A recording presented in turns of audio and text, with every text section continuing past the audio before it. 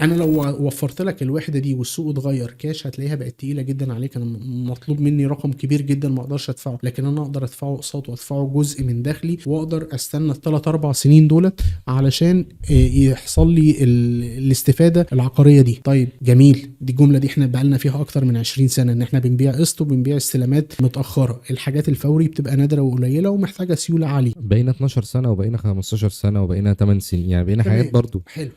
مع الفتره اللي كان فيها ان السعر الرسمي للدولار ما اتحركش وطلع سعر السوق السوداء لمبلغ كبير 70 و80 لحد ال70 وال80 دوت، كان الناس عندها تخوف، فهو بيحط تحوط لان هو عارف ان هو هيبني خلال فتره السنتين ثلاثه، هبني بعد السنه الاولى هبدا ارمي فممكن كذا. الدولار يطلع عنده تاني. تكلفه، انت عايز تقول ان هو مسعر على ال70 على ال80 اصلا؟ مسعر على اكتر من ال70 ومن ال80 في حاجات، في حاجات اسعارها نزلت وفي حاجات اسعار ما نزلتش. وفي هل ممكن ان احنا يعني احنا في وضع سياسي اكتر واقتصادي وبنمر بوقت عصيب جدا على المنطقه كلها، محدش عارف اقتصاديا بكره ممكن يحصل ايه. يعني احنا كان عندنا جزء كبير من ايرادات مصر او جزء مهم من ايرادات مصر في دخل قناه السويس اتاثر بالمشاكل اللي في المنطقه، فاثر على الدخل، وده اثر علينا كدوله من ضمن المعطيات بتاعتنا، فبالتالي اثر على احتياجك والنيد بتاعتك للدولار. طيب انا النهارده محتاج لازم احافظ على نفسي واحافظ على شركتي واحافظ ان انا اسلم العميل الوحده بتاعته بالتزامي بالعقد اللي هو متعاقد معايا عليه بسعر الشراء بتاعه. فانا بالتالي هنا حطيت نسبه تحوط عشان اقدر اواجه المخاطر اللي بتقابلني اثناء التنفيذ. ودي يمكن في ناس كانت مسعره تسعير غلط او تسعير من فتره وهم اتاخروا في البناء او اتاخروا في الكلام زي كده، فبقى هو قيمه الاقساط وقيمه الوحده اللي هو بيحصلها